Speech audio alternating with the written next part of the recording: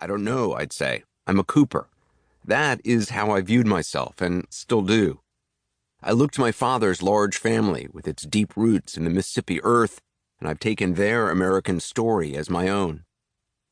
But my mom's death in 2019 and the birth of my son Wyatt in 2020 began to change my perspective.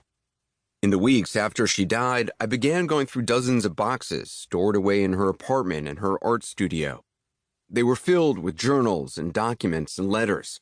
She saved everything. Handwritten notes from her Aunt Gertrude Vanderbilt Whitney and school books my grandfather Reginald Vanderbilt doodled in as a child. I found old wills and financial records, and as I read the contents of these files stained by time and mold, I began to hear the voices of those people I never knew. They were more than just characters in a history book, more than just one-dimensional members of an American dynasty. They were complex, flush with desire, their inner lives far more compelling than their public personae would have us believe. When my son was born, I began to wonder, what will I tell him about them? What do I hope he learns from the lives they led and the choices they made? In order to answer those questions, I began researching these people I had avoided for so long, this family, my family. The Vanderbilt story somehow manages to be both unique and also deeply universally American.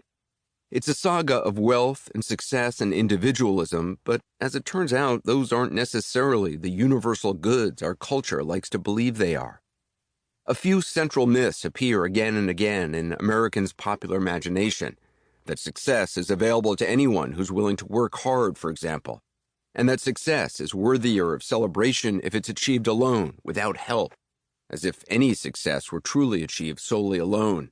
Even the self-made Commodore got a crucial early loan from his mother when he was 16.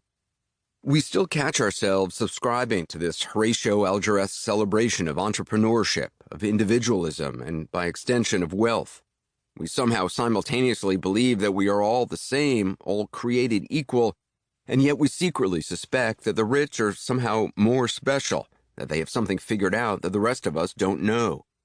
We see this embedded assumption play out every day in our modern celebrity culture and in our politics. In writing this book, my co-author Katherine Howe and I wanted to explore how some of the Vanderbilts, individual people with personalities and weaknesses and foibles, who found themselves living the ultimate American myth, actually felt as their lives were unfolding. The personal stories we recount focus on a few individuals rather than on the grand sweep of the Vanderbilt's business empire or the expansion of railroads into the wilderness. Commodore Cornelius Vanderbilt founded a dynasty that would rule the Gilded Age, and his rise was dizzying. He possessed a genius and a mania for making money, but his obsession with material wealth would border on the pathological. The pathology born of that wealth would go on to infect each successive generation in different ways. A family story about wealth and individualism and triumph becomes, in some respects, a story about sadness and isolation.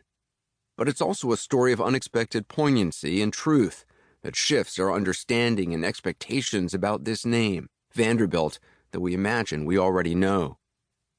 The Vanderbilts were the original new money Aravis, who burst on the scene, used their wealth to buy prestige and respectability, and churned through their fortune not in the cause of making lasting change, but on massive outlets for conspicuous consumption.